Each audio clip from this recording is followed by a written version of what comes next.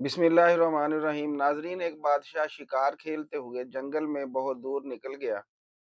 وہاں پر ایک دیہاتی کی جھونپڑی تھی۔ اس نے بادشاہ کی بہت خدمت کی۔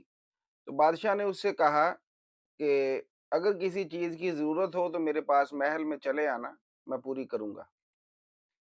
بادشاہ واپس آ گیا۔ کچھ دنوں کے بعد اس دیہاتی کو یہ کسی چیز کی ضرورت پڑی تو وہ بادشاہ کے محل میں آیا۔ جب وہ بادشاہ کے دربار میں گیا تو دیکھا کہ بادشاہ نماز پڑھ رہا تھا، اور نماز کے بعد سجدے میں جا کر اللہ سے گڑ گڑا کر دعائیں مانگ رہا تھا، اور اپنی ساری حاجتیں اللہ کے سامنے بیان کر رہا تھا۔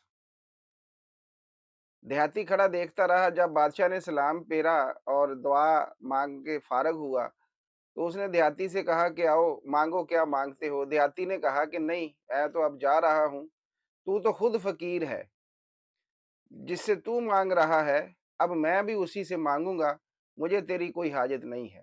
تو یہ کہہ کر وہ بادشاہ سے اجازت لے کر چلا گیا۔